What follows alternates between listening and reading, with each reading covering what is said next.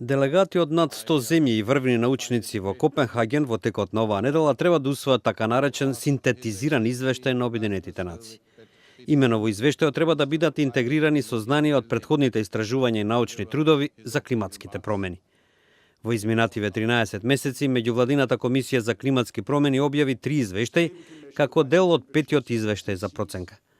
Оној што се подготвува сега во Копенхаген треба да биде своевиден водич на државите во нивните активности во борбата против климатските промени. Студијата ќе биде објавена на 2 ноември и е базирана врз научни основи за климатските промени, влијанието, прилагодувањето и намалувањето на штетите од овие промени. Данскиот министер за клима, енергија и градежништво Расмус Хелвек Петерсен, отворајќи го собирот, ги потсети делегатите дека не би требало, како што рече, да им испратат висока сметка за плаќање на идните генерации. Today we can measure the rising temperatures, the rising seas and our rising insurance bills. Денес можеме да измериме покачување на температурите, на нивото на морињата и на нашите сметки за осигурување. Утре ќе треба да го измериме нашиот растечки долг, што ќе им го предадеме на идните генерации.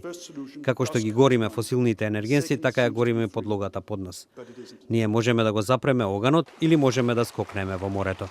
Првото решение чини пари, второто се чини дека е бесплатно. Ама не е така, изјави Хелвек Петерсен.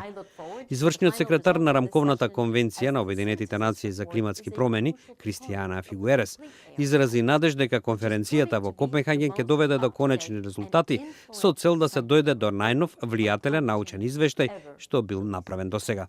Според нацрт извештајот подготвен од Меѓувладината комисија за климатски промени на Обединетите нации, климатските промени би можело да имаат сериозни, далекосежни и неповратни последици врз природата, а со тоа и врз општеството. Меѓувладината комисија е формирана во 1988 година со цел да им дава, на оние што ги носат одлуките во земјите во светот, регуларни проценки врз научна основа за климатските промени, за нивното влијание, можните идни опасности, како и опции за прилагодување на луѓето.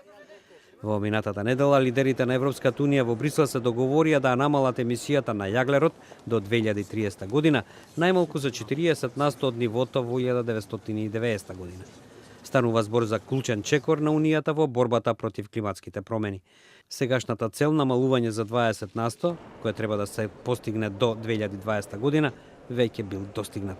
Според експертите, во голем дел и поради распадот на индустријата во поранешниот комунистички источен дел од Европа.